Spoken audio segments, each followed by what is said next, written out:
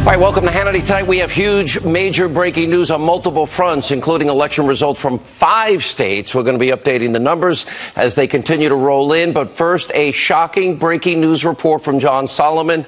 It is even worse than we originally thought. Tonight, we now have clear evidence that former Associate Deputy Attorney General Bruce Ohr was at the very center of the Clinton campaign's effort to influence, and rig the 2016 election, and actually by using your federal government as a tool to do this against Donald Trump. Now, this is worse than we ever thought. Now, newly declassified texts, personal memos, handwritten notes from Bruce Ohr and Christopher Steele tonight are showing what is a coordinated effort between the Clinton campaign, the Obama administration, to use the infamous Clinton bought and paid for dirty dossier to drag down Donald Trump both before and after the election. We're going to have all the damning new details coming up, plus reaction, John Solomon and Freedom Caucus Chairman Mark Meadows. This is a huge breaking story. Also tonight, it must be a slow week for the Destroy Trump press as they continue to push the same old fake, phony, recycled scandal about the infamous meeting at Trump Tower. Now, we're going to call them out once again. And if you thought they couldn't get any more abusively biased, well, the fake news media, they rolled out longtime Trump hater Rosie O'Donnell to bash the president. We have all the lowlights. Now, plus the left's hypocrisy on full display last night, the West Hollywood City voting unanimously to remove Donald Trump's star from the Hollywood Walk of Fame, citing his disturbing treatment of women. Oh, meanwhile, Bill Cosby's star is there, Brett Ratner's star is there, Kevin Spacey's star is there, totally intact. And we'll also show you all the updates from day 6 of the trial of the century, the 2005 tax case of Paul Manafort. By the way, an incredible exchange between Team Mueller and Judge Ellis. Apparently, Mueller's guy was in tears. Now, sit tight. It's time for tonight's important breaking news opening monologue.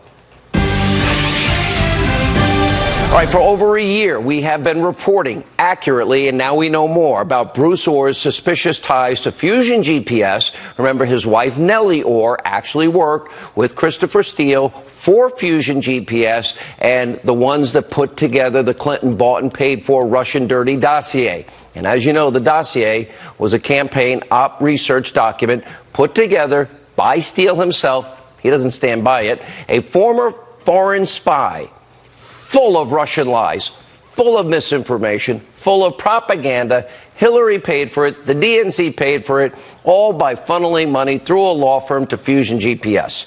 And now, according to John Solomon's reporting tonight, we have clear evidence that Bruce Ohr, the 4th most powerful person in the Obama Justice Department, was working hand in hand with Christopher Steele and Hillary Clinton's op research team, both before and after the election, clearly to stop President Trump from winning the election, and then after he won the election, literally destroy him with the Clinton-funded Russian lies that nobody ever verified and has now been totally debunked. Now, let's take a look at some of the most damning evidence. Look at this. July 1st, 2016.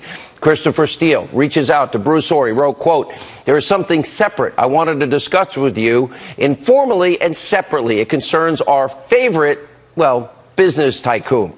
Now, that clear reference was to then candidate President Trump. That was followed up on July 30th, 2016, 3 months before Election Day. Steele met Bruce and Nellie Ohr for breakfast. Now, this was a meetup that was documented by this text, quote, "Great to see you and Nellie this morning, Bruce. Let's keep in touch on the substantive issues. Glenn Simpson, founder of Fusion GPS, is happy to speak to you on this if it would help." Now, just one day later, anti-Trump FBI investigator Peter Strzok, he opened up the investigation into the phony claims of Trump-Russia collusion. Do you see how this is all coming together? And after the election ended and President Trump was sworn in, which they didn't think would happen, well, then the communication even continued. Now, on January 31st, 2017, now president, just sworn in, Steele texted, or, quote, "Just want to check you are okay, still in the situation and able to help locally as discussed, along with your bureau colleagues." Now, this text is actually damning for two reasons. One, it shows that Bruce Orr was, in fact, feeding the FBI Steele's lies, misinformation, and propaganda. And number two, it shows the FBI was breaking their own protocol, their own rules. Steele had been barred from working with the FBI in November of 2016 because of his leaking to the news media. And let's also keep in mind the major role that this Steele, Clinton paid for dirty dossier played in the FISA applications against the Trump campaign associate Carter Page. We now have proof Bruce Orr likely funneled the dossier to the FBI, a document Orr knew was op research bought and paid for by the opposing political party in an election year. And remember, just yesterday on this program, House Intel Committee Chairman Devin Nunes, he revealed exculpatory evidence was completely omitted from the FBI's FISA applications against Carter Page. Watch this. There is exculpatory evidence that we have seen of classified documents that need to be declassified. These were not, when I say exculpatory in nature, in what way? I don't mean to press you. Exculpatory in what way? In that the Carter Page FISA, when the judges should have been presented with this exculpatory evidence that the FBI and DOJ had. Do you see this? There you have it. This is Obama's Justice Department, part of Obama's branch, literally using your federal government, your tax dollars, in this case as a weapon against the Trump campaign and then later the President of the United States, President Trump himself.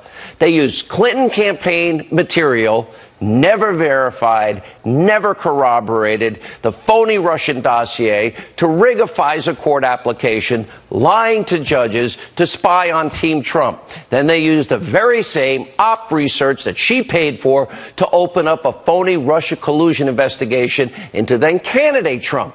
And then they leaked the contents of the dossier to the press because they wanted to influence the election in favor of Hillary Clinton against Donald Trump and lie to you, the American people.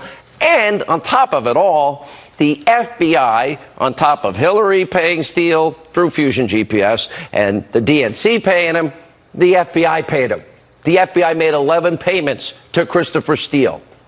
I have been saying, and now it has all come together, the biggest political corruption, abuse of power scandal in our lifetime. This should outrage every single American. I don't care what your political affiliation is. Let me say this slowly.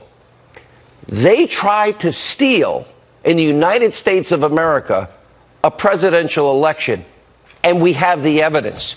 In other words, they abused their power to steal an election, a presidential election. Our Justice Department has been weaponized for pure partisan political gain. We have so much on this major development. We're going to talk to John Solomon and Mark Meadows in just a minute. But in other news, just the latest example of why so many Americans can't trust the media. They've been missing in action on that scandal.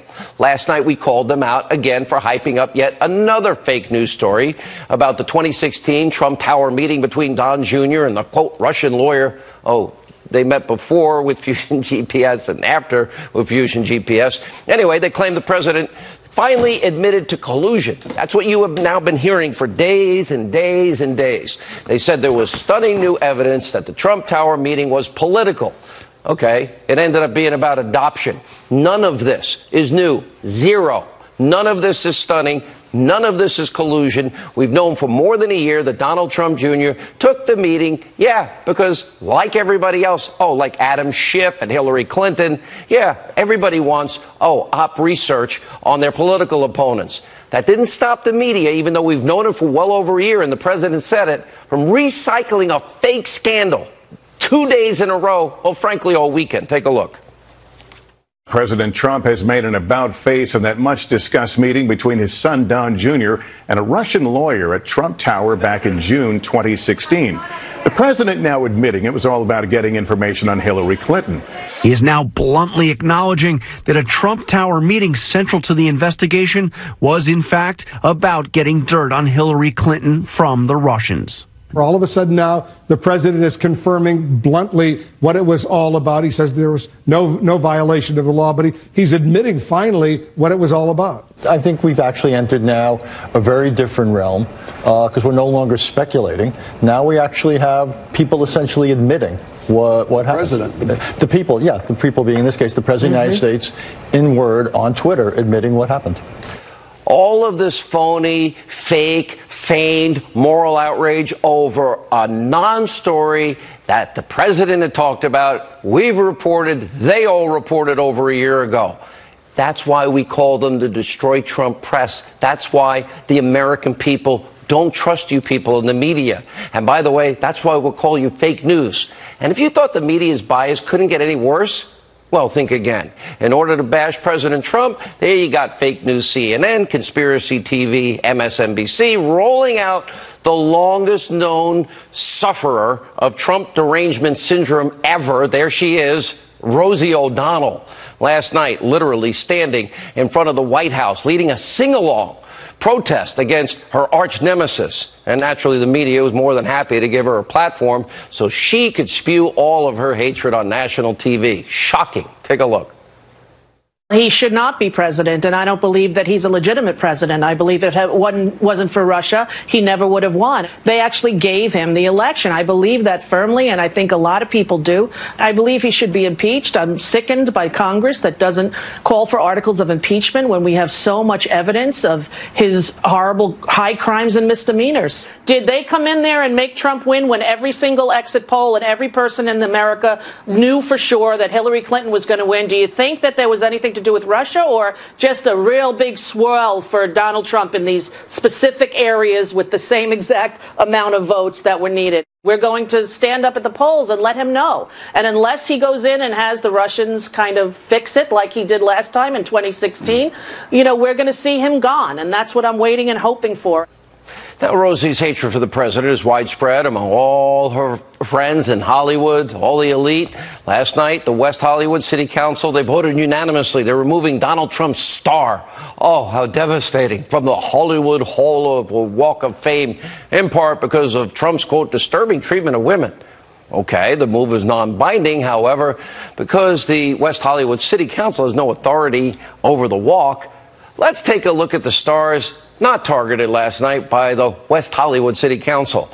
There we have Bill Cosby, recently found guilty of drugging and sexually assaulting a woman. And then you have dozens of other similar allegations levied against Bill Cosby. Oh, there he is, Kevin Spacey. Oh, yeah, he's facing tons of accusations of sexual misconduct from more than 10 people, including multiple victims who were allegedly abused in their early teens. You got Brett Ratner. He's been accused by multiple women of serious sexual misconduct and assault. Jeffrey Tambor, Oliver Stone, and many others. But the West Hollywood City Council is saying their vote has nothing to do with politics whatsoever. And finally tonight, day 6 of the biggest trial of the century, the 2005 tax case of Paul Manafort. Well, it's come to a close, but not without a very tense moment between Team Mueller and Judge Ellis. Now, according to reports, the judge reprimanded a prosecutor in court and then accused him of tearing up. This would be Mueller's guy. And Judge Ellis repeatedly clashing from day one with members of Mueller's legal team, often questioning the relevance of, quote, the evidence or so-called evidence presented in court. Meanwhile, the prosecution's star witness, Rick Gates, he continued his testimony from the stand.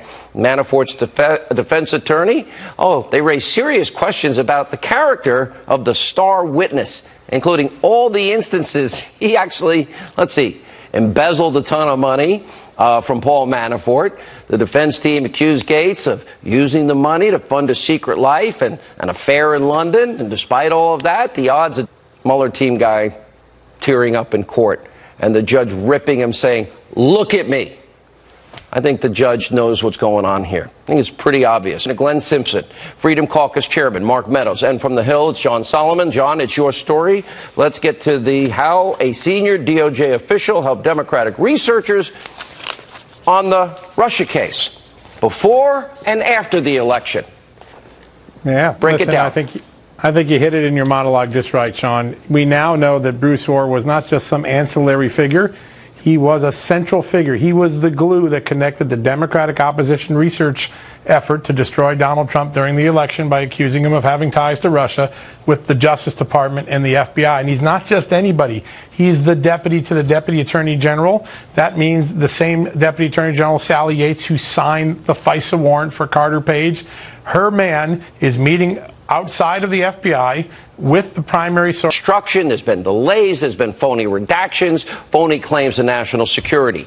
As we now learn tonight from this reporting of John Solomon, this is deeper, this is more corrupt, there is a bigger abuse of power, and obviously the government tried their best, the highest levels of the FBI and DOJ, to defeat and then undermine a president of the United States. Tell me if that's wrong.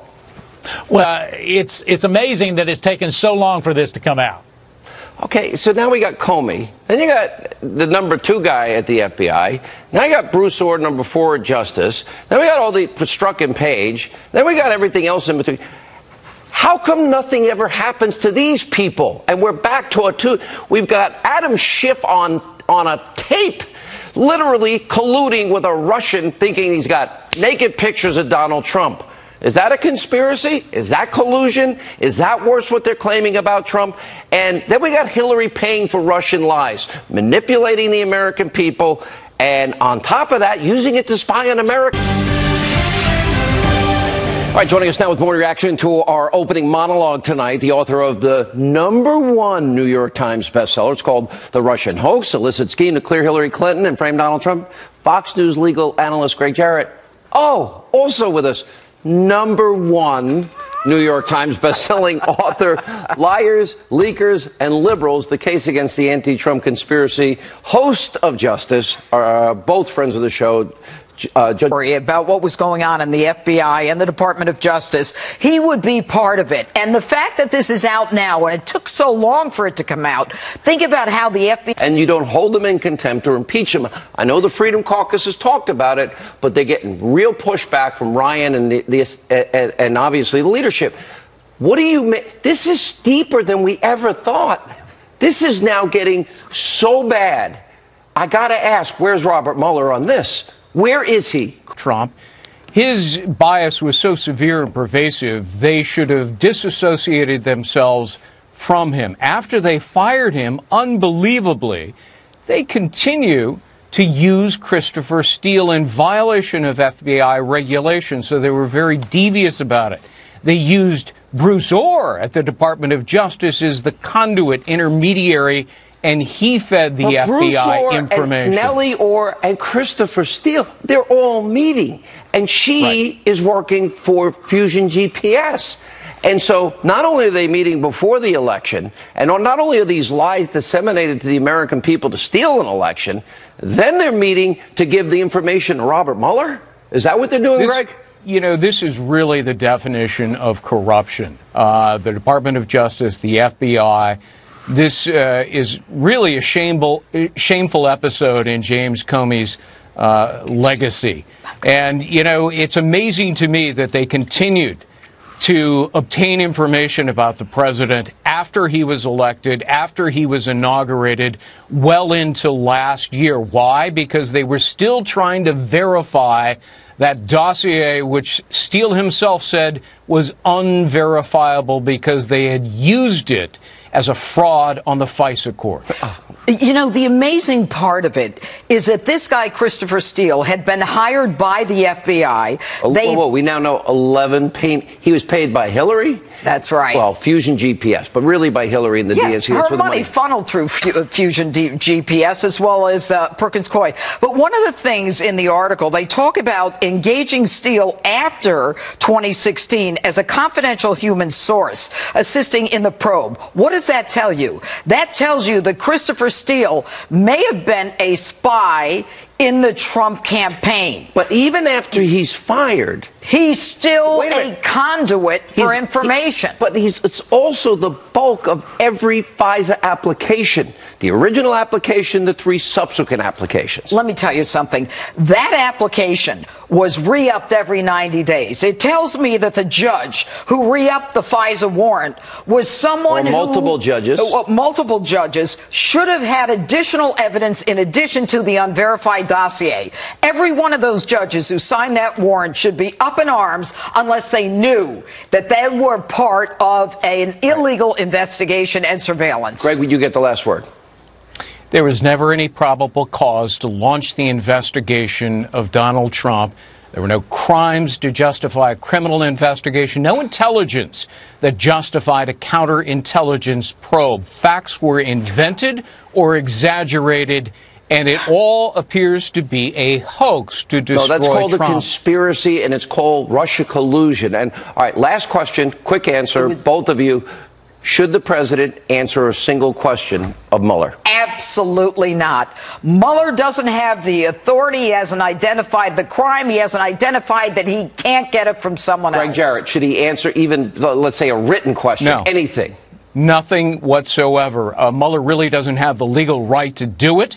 And Mueller has proven he cannot be trusted. He has ruined the integrity of his own investigation. All right, we're 3 for 3 because I agree with both of you. Congrats, both of you. #1 New York Times bestsellers. Amazing accomplishment. When we come back, we'll ask the president's attorney, Jay Sekulow, this very question. Later, Jessica Tarlov, Jesse Waters.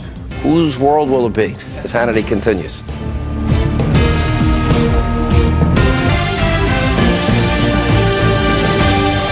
All right, so should President Trump sit down for an interview with the special counsel, Robert Mueller? Joining us now with reaction, President Trump's attorney, Jay Sekulow. Jay, great to see you.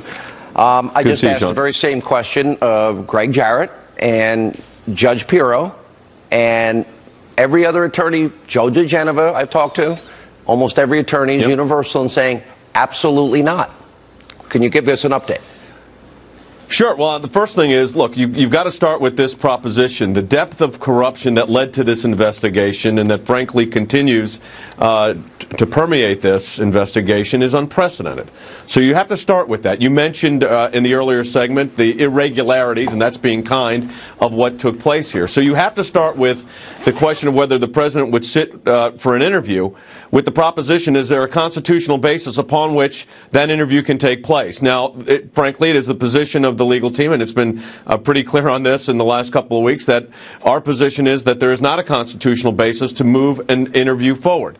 And what I mean by that is the Article 2 power of the presidency is very clear.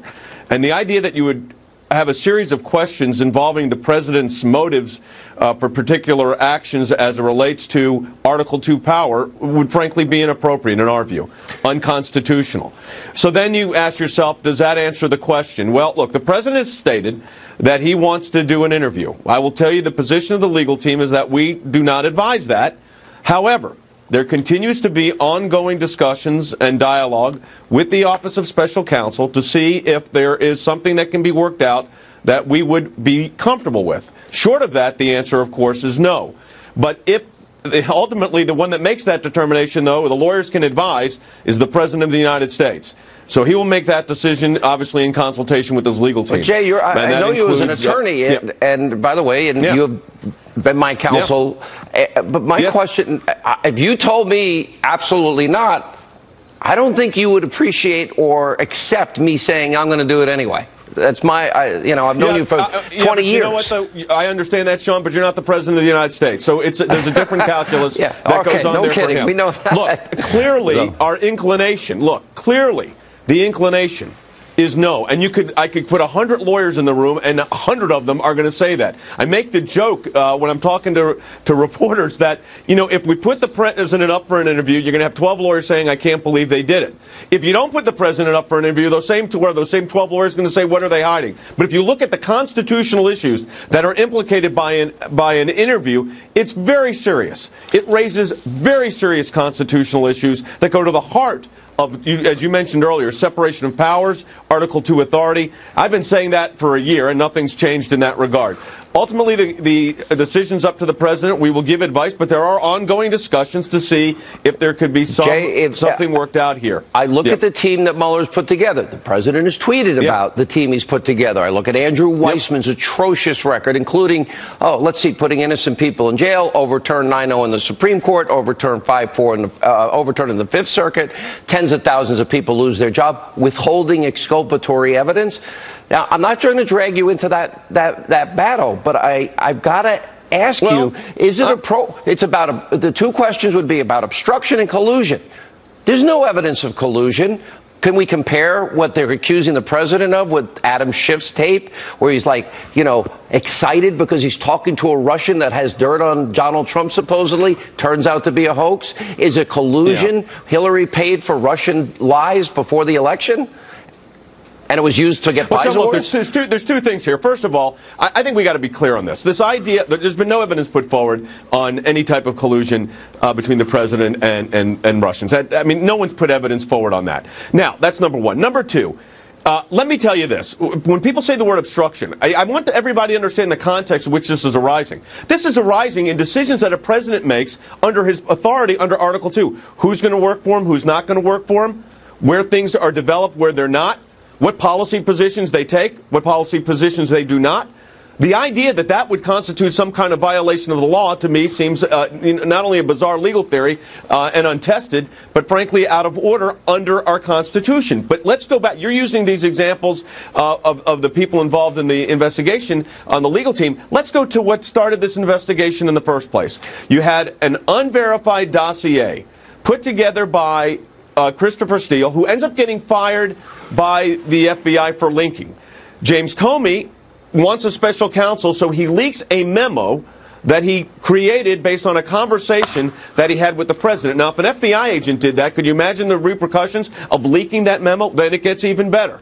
You've got the number 4 at the United States Department of Justice. I know you've already talked about this, Bruce Orr, whose wife is working for Fusion GPS, Nellie Orr. And what is her job? Her job is to work with Christopher Steele, the former British intelligence officer, who's putting together the dossier against the president. Now, you know what? The fact is, no one could, it's hard to believe that those are really the facts. You know what the problem is, Sean? Those are the facts. And really, no one has disputed any of those facts. So the problem here is a foundational problem. That's why I say the irregularities and the corruption involved in the process from the beginning is really unprecedented. So all of that factors into the decision that's ultimately made, whether there'll be an interview or not, or whether there'll be written questions or not. That decision, we're close to making that decision. I don't ever give dates. How is this going to end? When is this going to end? Yep. I think it ends soon. I cannot give you the date because here's what happens. Let me give you the process. Bob Mueller, under his authority, will issue a report. That report, though, does not go to the Congress. This is not an independent counsel. It would go to the Deputy Attorney General, who's the acting Attorney General, and then he will determine what goes forward. At the same time, quite frankly, we are developing a report that is going to lay out all of these issues that we've talked about. So that's how this is not a trial. And people need I think people understand that now. This is not a trial in the traditional sense of anything. This is a political process that is going forward. And I want to be clear here. The constitutional issues, which is the reason I was involved in this case in the first place, in fact, are the major issues that this investigation turns on. There are serious constitutional implications of this, not just for this president, but for the presidency. And that's what history will remember. So that's why we've got to be very careful and very direct on how we move forward. Let me ask you one last question, if I may. Yep. The president has the power to declassify all of the subpoenaed documents that Congress has been withholding.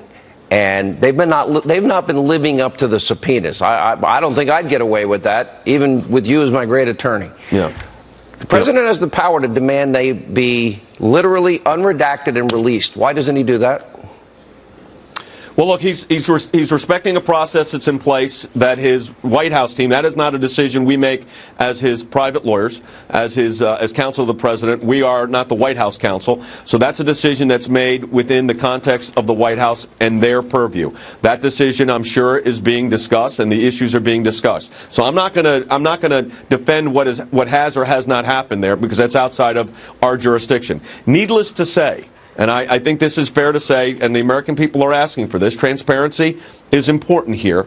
And I think one of the aspects of transparency is what are in these documents. And if it doesn't put our national security at risk, I would think that it should be something that should be released and declassified. But you know what? I said, you're not the president. I'm not the president either. I don't get to make those decisions. What about Bruce Orr and this relationship with Nellie Orr, Bruce Orr, and Christopher Steele? And the FBI was paying Christopher Steele? Well, look, they fired Chris Steele because he's leaking information, which seems to be an ongoing scenario.